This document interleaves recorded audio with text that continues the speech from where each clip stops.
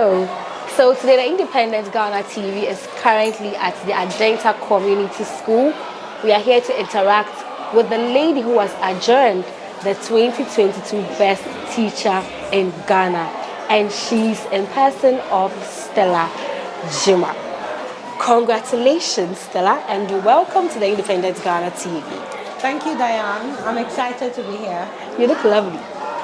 Thank you. So let's talk about the feeling. How do you feel? Like when your name was called as the best teacher, how was the feeling like? Okay, so it's an indescribable feeling because before the declaration, everybody will be seated and nobody knows who is winning. So all the names, all the categories, they were mentioning one after the other. And then finally, we're left with two people. So some people actually were selected to make presentations. Now, we didn't know that whether you make a presentation or not, you will not get any position. We knew it was non-scoring. However, we didn't know. And so it was left with myself and another guy seated. Oh my God. And then it was declared the most outstanding teacher for 2022 goes to the person is from Adenta Community School. And I got up. Like yeah, it's me. Of course, I'm the only one from Adenta Community School. So was that you were nominated or something? Yes. So they open nominations, just like any other thing, and then you apply. Okay. So when you apply, you go through processes. So I've gone through the process. I won for the district, so the best teacher in Adenta. Wow. That was in 2018. And then I went to Greater Accra. I won the best teacher for Greater Accra. So yes. You were expecting it from? No, because all the others have won something in their districts or regions. So it was like best out of best. Okay. Yes. So you were expecting? I mean, you have this. Oh yeah, I was expectant. I was expectant, but in as much as you're expecting, you didn't know who was winning. Congratulations again. Thank you. And that was where the heartbeat total was. Okay, so let's talk about how it's all began for you. Who is Stella Gyimah? Where were you born? Schools you attended? Let's talk about your childhood a bit and growing up. Okay, so Stella Gyimah Larbi. I was born. So I call myself the 1988 teacher. 19 what? 1988. Okay. Because I was born in 1988. Okay. And 2nd August. I'm a Leo, a proper Leo. I grew up a bit partially at Akwitia. So I started my basic school at Akwitia Church of Christ. Then we relocated to Achimota. So at Achimota, I went to Fruits Academy. And then in junior high school too, I changed my school to Shino. Shino is at Apenkwa. That was my first time in a government school. Oh, okay, so it was all private school. Yes. What made you relocate to Accra to Accra? So my mommy moved to Accra.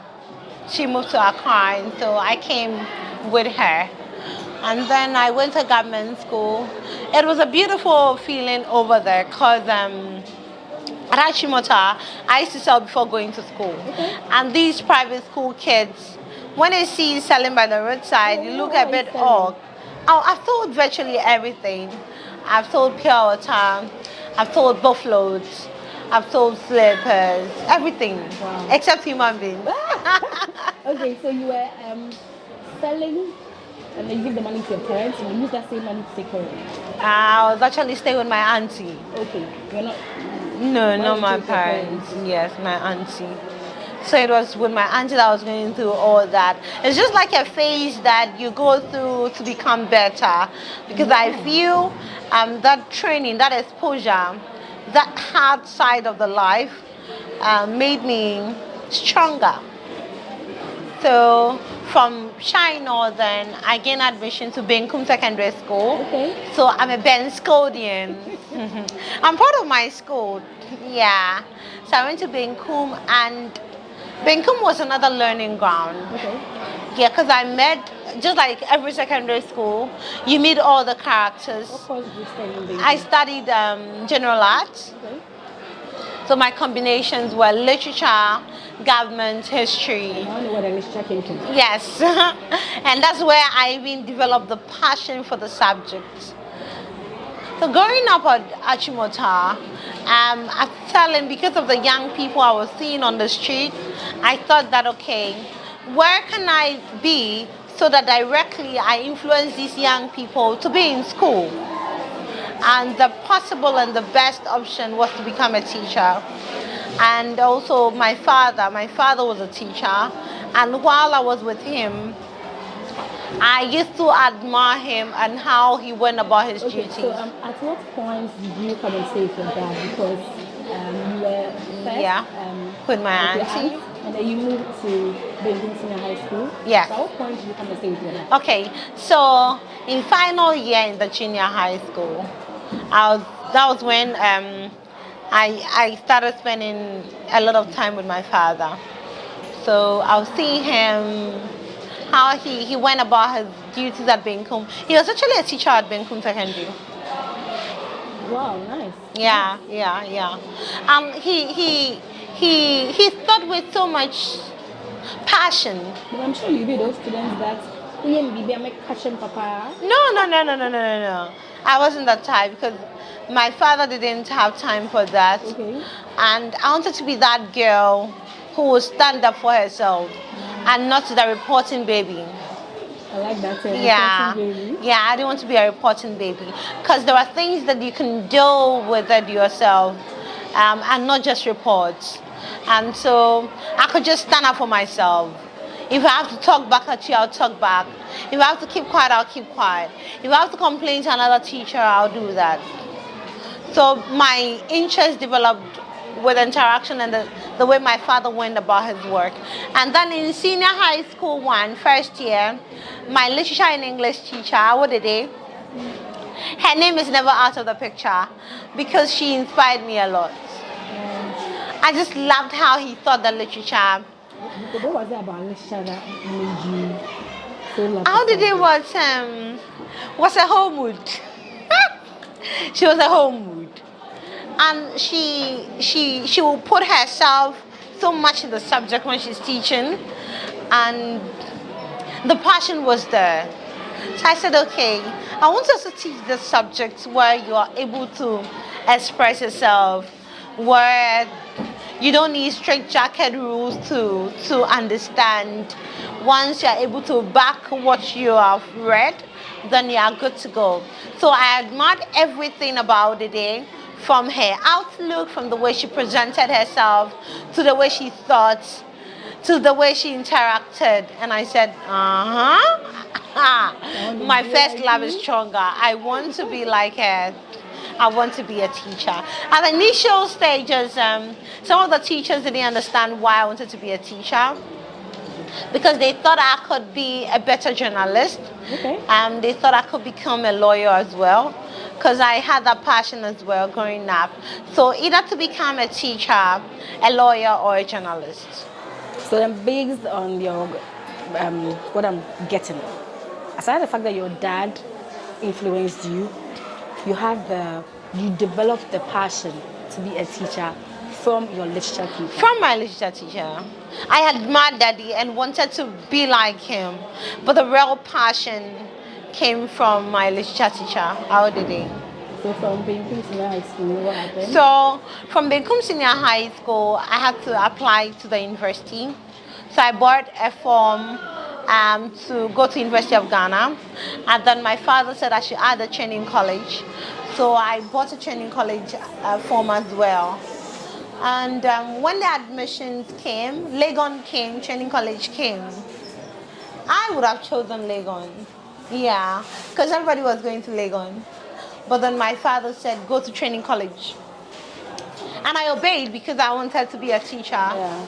So I went to the Presbyterian Women's College of Education at Ebri. Okay. And those Hey, then you traveled a lot. Yeah.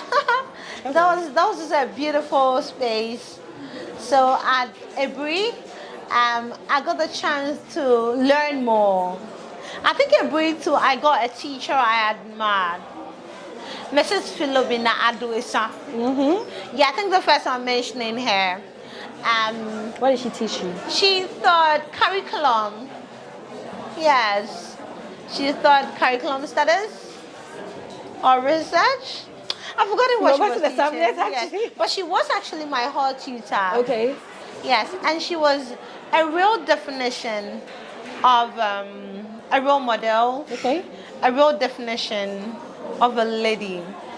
I'm sure she's proud of you now. She is, because we are still in touch. She could, in the evening, she would just come and call me to come and drink hot Milo. Nice. Yes. She treated me like her own baby. Even up till now, she still checks up on me and all that. So, Auntie Philo was also another person at college who increased the passion because she was teaching well. And then from the training college, the real deal began. Yeah. So the real deal actually began at Nana Nkobia Tichiwa School at Mampong in the eastern region. And the Nana Nkobia was nice. That was the first time a child actually told me that Madam Abodam. Because I was in the primary school and I was writing, I didn't know what I was doing, but I think I was writing and cleaning, and the child said, Madam Aboda, maybe because I was cleaning. Yes, but I think I was beginning to understand that I was beginning to socialize well with them. So I got to know that the children sometimes, they made utterances without thinking about it or without knowing what they were saying. Yes, what they were saying. So from there, I was officially posted to Ajingano Adma Basic School. Okay. Yes. And Ajingano was a beautiful space.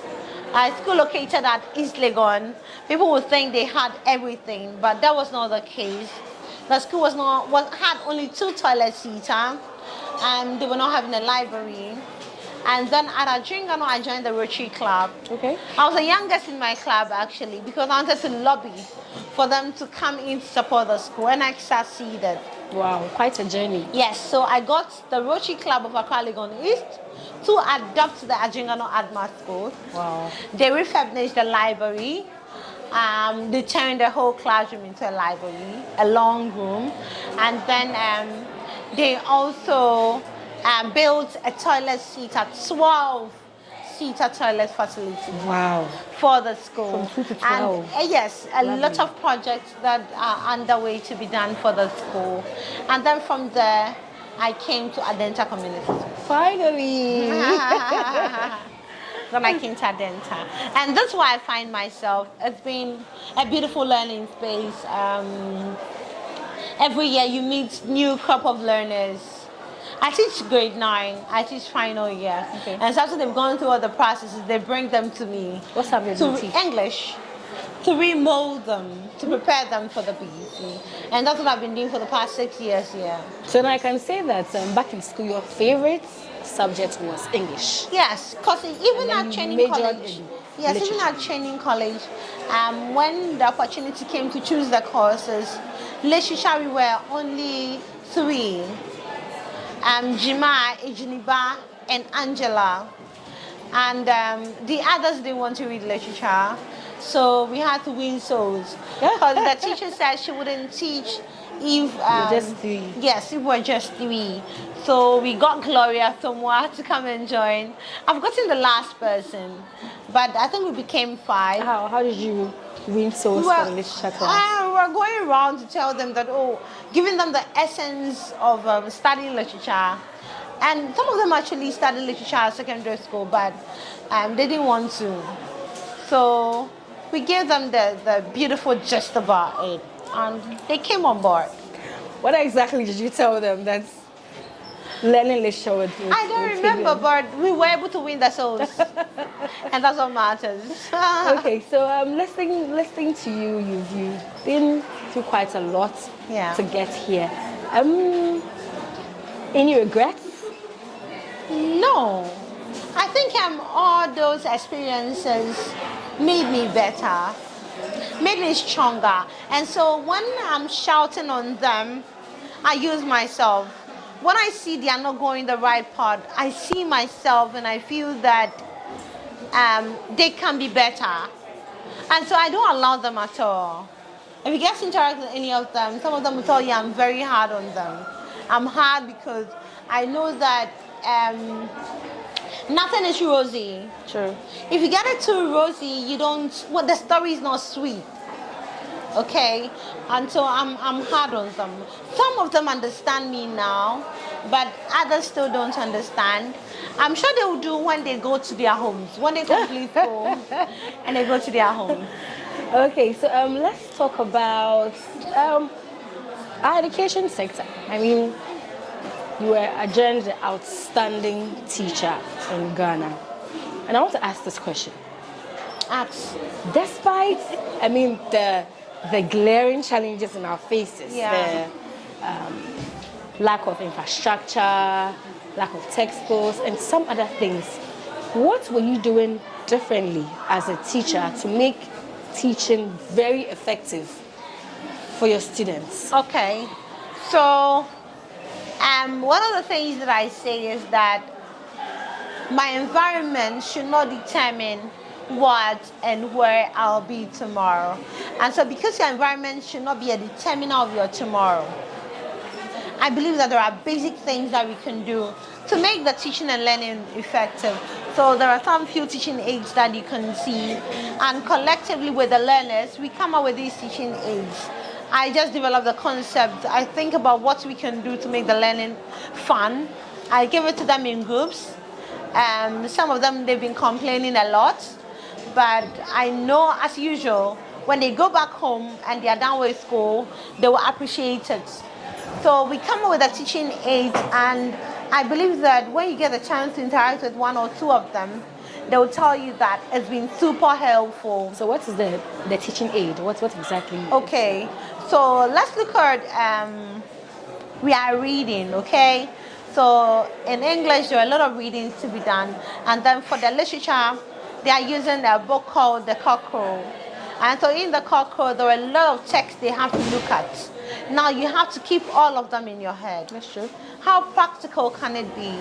So I got a group working on one of the stories, The Old Man and His Children.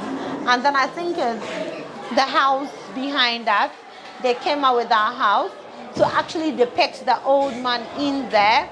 And they were able to bring out the trees that can be found in the house, and the sheep or the cows that they read there. All the scenes that were depicted in the story. They were able to come out with it. When you see a teaching aid like that, it makes the lesson more pictorial. And makes you even understand it better. Because we know these days students don't like to read. Yes. When you do something like this, it makes them. Exactly. Okay. So those are some of the things. You can also see some words on the wall. So when we have dictation, the words, we paste them. And as you constantly see, it plays back. Because what you see often, pictures.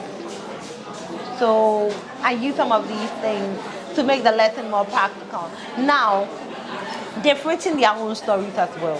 Wow. I'll invite you to the launch of the books. Lovely. Yes, you've read a lot of things. Yes. How practical can it be? I believe in the practicality of whatever you are learning. They have issues with me because I go the extra mile and I don't go alone. It's the best because we're always tired of the theory. Exactly. The practicality of our education system makes it easier for the students. But if you're always theory, they really won't get to understand what's really is on the ground. So yeah, I think it's a good step. Keep it up. Thank you. Okay, so talking about your course, I know literature is a reading subject, and these days students don't really like to read. Aside your style of teaching, what else do you think some teachers can adapt to make students love to read? Because there's this Ghanaian adage that says, if you want to hide something from a black man, Hide keep it it in in a a book. book. And it's sad because it's true, we don't like to read. What really do you think as a teacher, or maybe teachers can adopt to make children fall in love with reading? Okay, so making reading count. That's my new book. I'm yet to bring it out. Making reading count.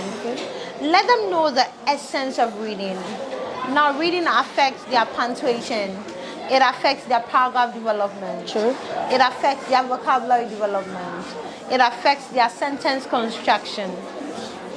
And so I let them understand that if you read, these are the influences that the reading is going to have on your writing. So once they read, I made them set questions out of what they've read. Wow. Yes, Nice. they set questions out of what they've read. They answer the questions. We exchange it in class. We mark and we discuss.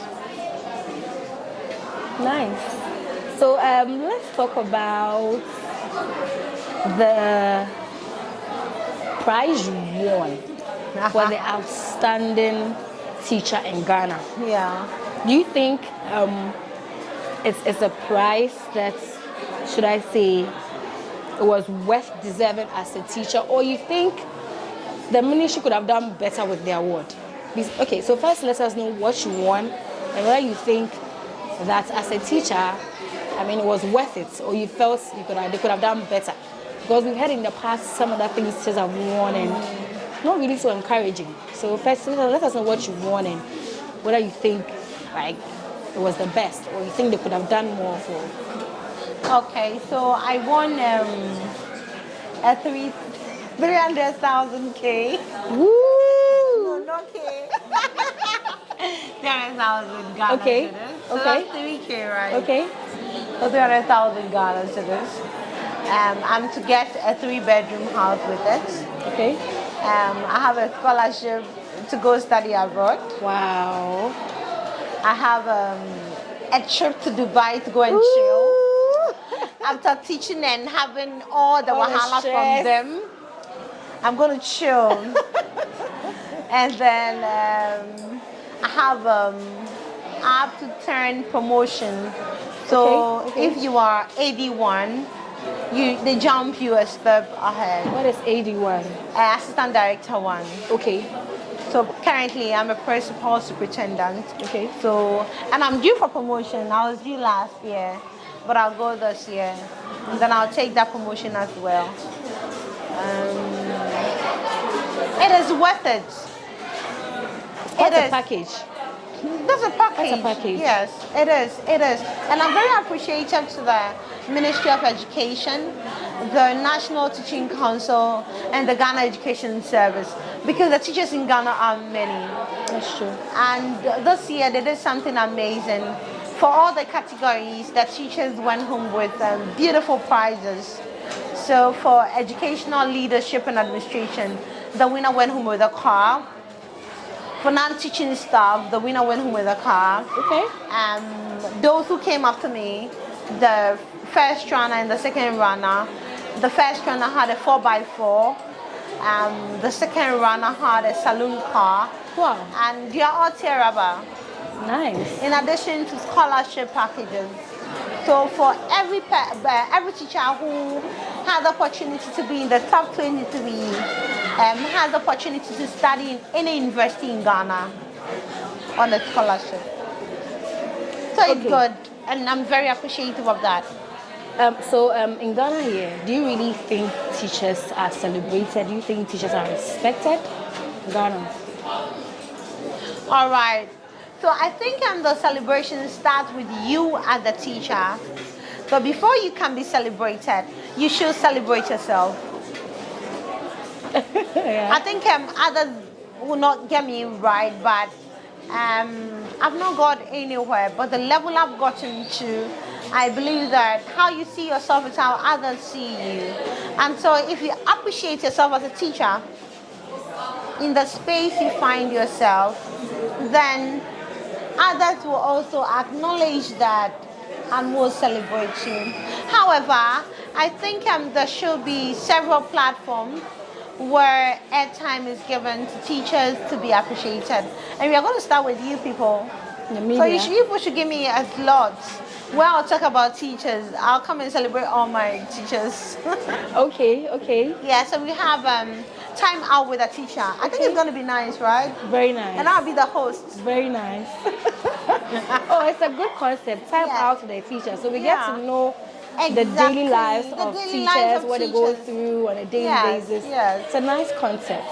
And a very nice way to celebrate teachers as well. Yeah. However, I think even on Teachers' Day, on Farmers' Day, is declared as a holiday. But on Teachers' Day, teachers go to school, and so one way to celebrate that teachers can You be need a that holiday. on Teachers' Day, teachers should sleep. Yeah. Okay, I hope the Ministry of Education will listen Yes, to that and think, yes, think that. Okay. It's a humble plea. Yeah, so Stella Gyimah Larbi Gyimah Larbi wants a holiday on Teachers' Day. Let's see whether the ministry grants that for you. So let's talk about some of the challenges you have encountered since you started your teaching journey. Share with us some of the challenges you have encountered and how you were able to overcome those challenges. All right, so one major challenge, we can talk about the infrastructure challenge. Even in my school, we are having it. We can talk about the challenge with textbooks. We can talk about the challenge with furniture. We can talk about the challenge with attitude of the learners. Some of them, their attitude is not forthcoming. And so, as a teacher, you have to devise strategy to make them better. We have challenge with parents. Because it's a government school, they believe that everything is free. And because everything is free, some of them are not even ready to provide fully for the awards. And it becomes a challenge. And how have I tried to deal with some of them? So with the learners especially, those who are true ones, I visit them in their homes. Wow, that's the extreme. Yes. And when I see that you don't have any course, I make sure I bring you to school. Lovely. And I've been doing that for the past years. With infrastructure, we get people to come in to support. So Like I have individuals. friends, individuals, I have friends, I have NGOs who are ready to support if you step out there to talk to them. So I've got a few of them to come in to help. So a typical example is what was done at Adringano, Okay. where I got the Rochi Club to come and help with the provision of a library facility and the 12-seater toilets facility. The others, I think I've spoken about the attitude of the learners as well. Now, that is all a challenge of teaching aids. And as you can see, there is what we call improvisation. So as a teacher, you have to be innovative enough to put things together even if they are not there. And that's what I've tried to do over the years. Okay. So let's talk about the large number of students at times one class can contain. How do you as a teacher, how are you able to teach them all together and make sure that they all understand? Because the number is large and it's free education. So how as a teacher are you able to make sure everybody understands what you are teaching them? Because the number is large. Yeah. Okay, so we have what we call individualization. Okay. You don't take the class as a whole. For me, I know the level of a child. So somebody will be punished here for not doing well in something, but I'll leave the other person. And people will question it. However, once you get to understand the uniqueness of every child, you are able to teach each and every one of them. And that's what I've been doing. And so the class size is a challenge, but in the challenge as a teacher, what do you do to meet all of them at their points of need. Sure. Put rules in place. Laugh with them if you have to. Shut them to sit on the floor if you have to. But at the end of the day, once you put all those basic measures, the learners are able to sit up and you get the right results. Okay, that's interesting. So let's talk about how you have been able to impact on your children. Have you had students who have left here and are more like quote unquote prominent people, or they go back home and call you that Madam Stella, thank you for this? And how does that make you feel when you feel like you have impacted into the lives of these ones for them to have a great future? How does that? So, God has been good, because for every learner who passed through my hands, what I tell them is that you can't fail. And so some of them, yes, is to become artisans, others to become fashion designers, others to become painters.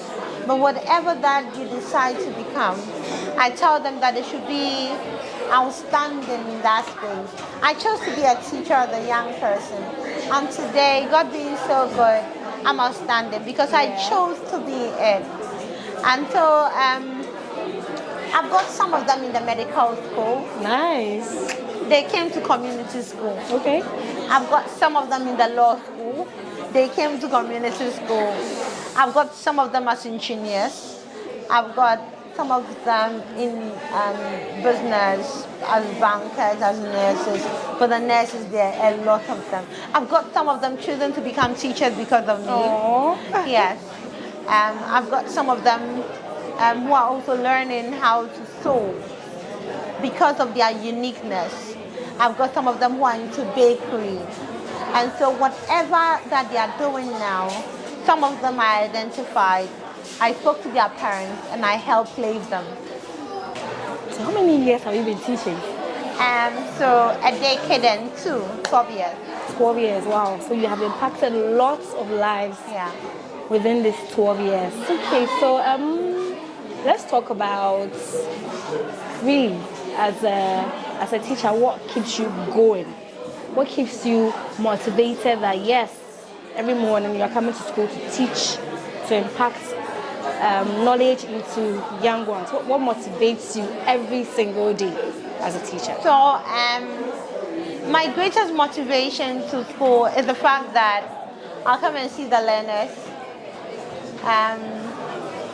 No matter how angry I am, there are some people you can't help but to laugh when you see them. True. So anytime there is daybreak for me to come to school, there's excitement because you get the opportunity to inspire somebody to pursue greatness. So the young people, they are my daily drive. They are my ride or die.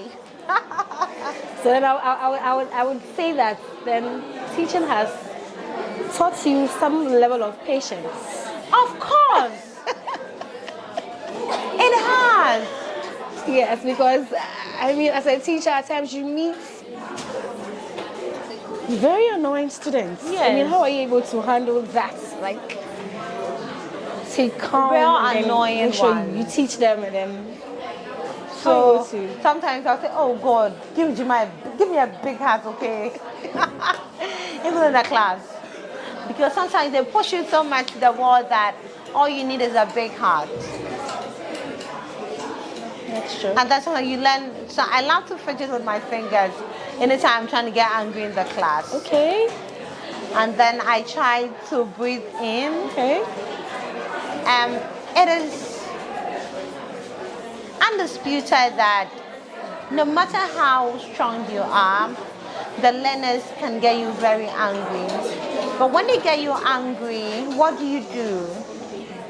So sometimes you just pause a little because if you get over angry, you might do things and you regret later. And so I try to calm down. I try to breathe in a lot.